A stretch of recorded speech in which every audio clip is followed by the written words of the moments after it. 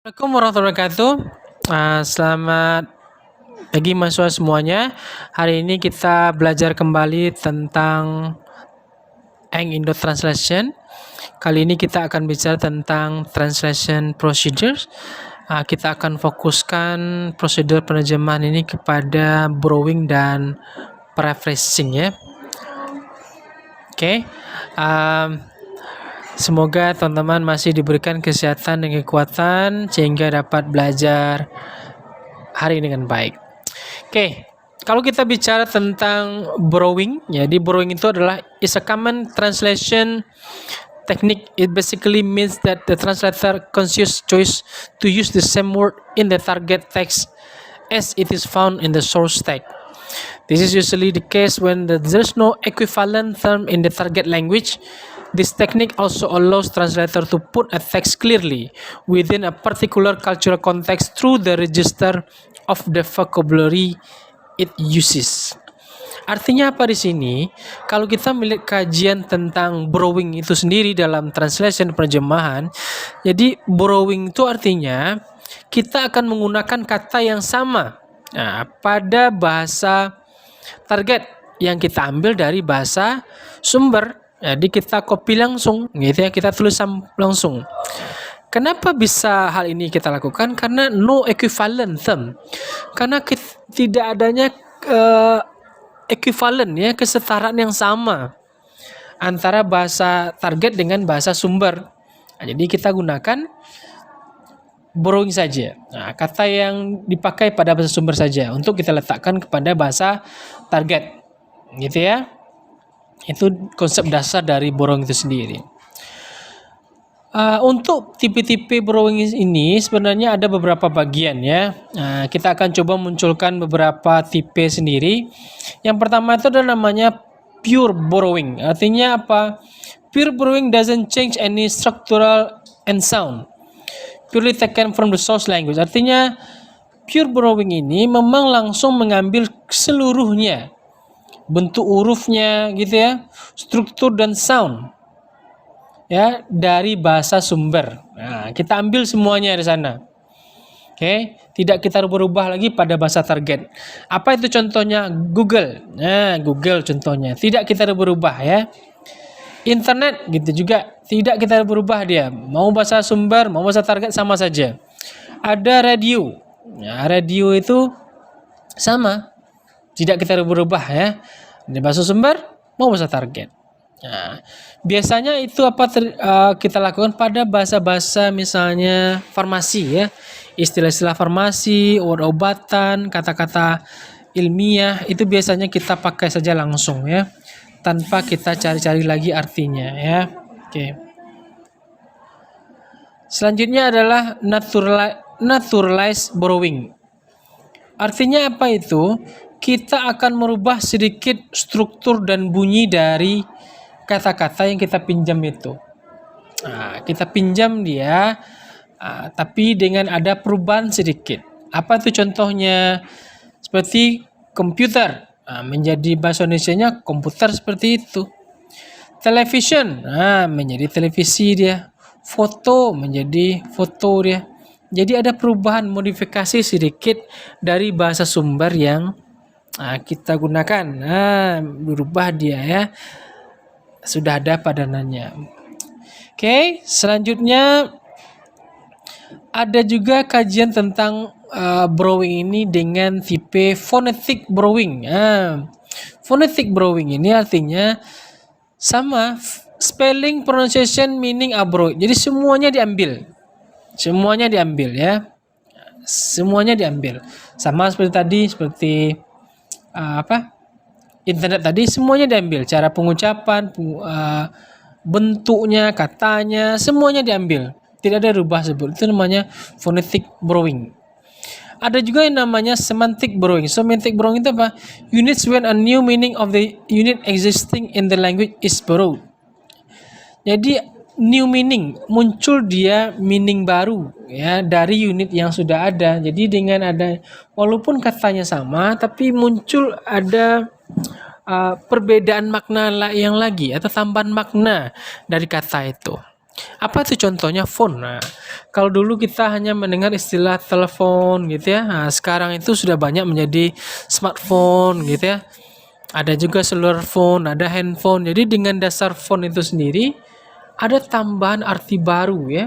Nah, kalau selama ini kita hanya mendengar dengan cellular phone, hand HP biasa, sekarang sudah ada smartphone. Nah, smartphone itu apa? Sudah lebih banyak fitur-fiturnya gitu ya.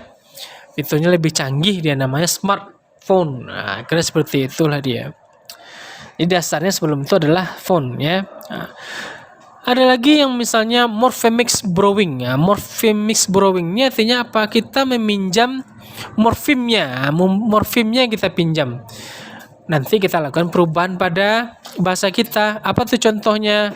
Ada seperti index. Nah, kalau dia menggunakan X, maka kita gunakan index pakai KS dia.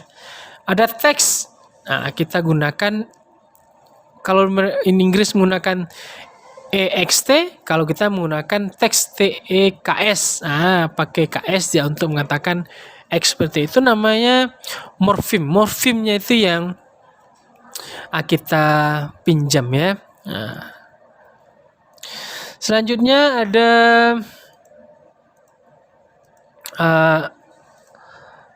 paraphrasing. Ya, jadi kalau kita bicara tentang paraphrasing, paraphrasing itu apa? Mungkin teman-teman sudah tahu juga tentang paraphrasing ya. Ini kan memparaphrase kan.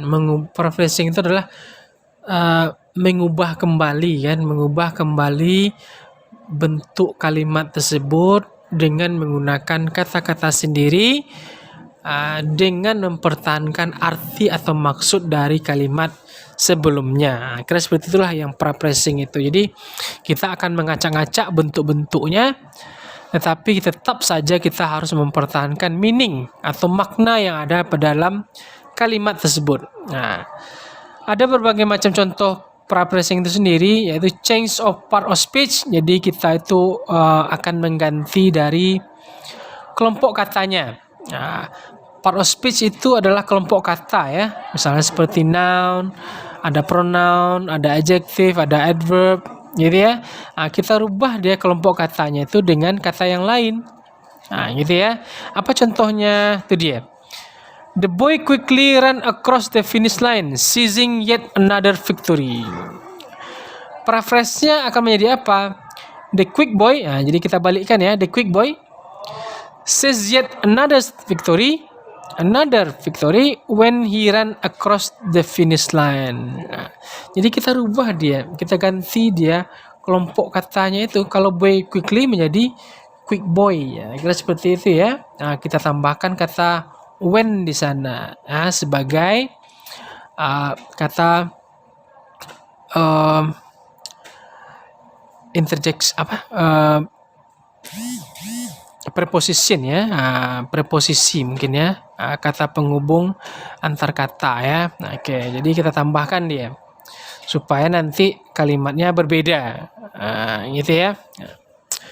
In this example, many parts of speech are changed. Ada adverb juga become the adjective quick, the verb phrase gerund seizing menjadi verb seize. Jadi itu yang kita lakukan perubahan-perubahan dari kelompok katanya.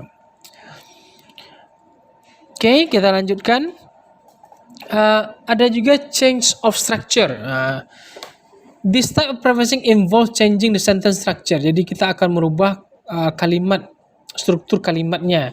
Sometimes creating a passive voice. Kadang-kadang kita harus merubah atau menghasilkan sebuah kalimat pasif dari kalimat aktif, ataupun sebaliknya. The change in structure can be used to reflect the later interpretation of the original quote. Jadi akan ada nanti interpretasi dari penulis sendiri terhadap perubahan kalimat itu. Contoh misalnya, puppies were adopted by numerous kids sold at the puppy drive. Ya, jadi ini kan kalimat pasif kan? Anak anjing diadopsi oleh sejumlah orang ya, soul, walaupun soul itu orang sebenarnya, pada puppy drive, tempat tinggal anjing lah, kira seperti itu ya. Parafrasenya apa? Many kind souls adopted. Many kinds kita balikkan dia. Many kinds souls adopted kita balikkan dia puppies during the puppy drive. Jadi kita balikkan kalimatnya. Kita rubah dia. In the example, the object of the sentence kind soul become the subject with an active voice adopted rather than passive voice were adopted. Jadi kita balikkan dia dari aktif menjadi pasif, pasif menjadi aktif ya, tergantung dari tipe kalimatnya nanti. Selanjutnya ada juga tipenya reduction of clauses. Oke, apa itu reduction of clauses? Kita akan mengurangi klausa, memparafrase klausa dari kalimat tersebut ya, yang bisa membingungkan by incorporating phrases into a sentence. Jangan menggabungkan kembali frase tersebut ke dalam kalimat yang sudah ada ya. Contohnya seperti ini. While I understand where you coming from and truly respect your opinion, I wish you would express yourself more clearly like Clara does. Jadi kita balikkan ya, while itu kita buang karena ada begitu banyak, ada 3 koma kan. Sudah while koma pakai from, ada opini koma lagi, begitu banyaknya ya. Maka kita rubah saja dia. I understand where you coming from and respect your opinion. Koma, but I wish you would be more like Clara and express yourself more clearly. Itu lebih jelas dia sebenarnya dari segi parafrase ya, ketimbang kalimat yang aslinya. Oke. Dan ini yang terakhir,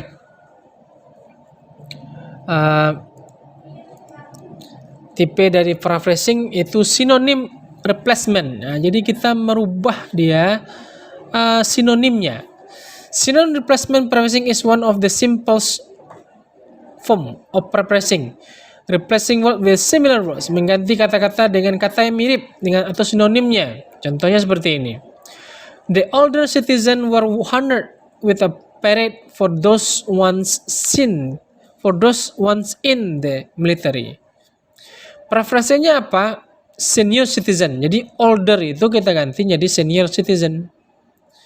Oke. Once in the military. Kita orang senior itu kita sebut dia dengan veteran. Gitu ya. Oke. Example, many synonym are used. Older citizen become senior citizen. A parade become march. Jadi parade itu kita ganti dengan march walaupun artinya sama. Once in the military, suatu kali dalam militer, kita merujuk kepada veteran ya, sama saja sebenarnya ya. Oke, nah jadi inilah 2 tipe dari atau teknik ataupun prosedur ya dari penerjemahan, mana nanti yang cocok sama kita silakan saja. Ini semua tergantung dari jenis teks kita. Bisa saja kita menggunakan tipe borrowing ya, tapi bisa juga nanti kita menggunakan tipe paraphrasing yang semua itu nanti diatur oleh konteks dari dimana teks itu muncul nanti ya. Oke, kira-kira seperti itu topik kita untuk kali ini. See you. Assalamualaikum warahmatullahi wabarakatuh.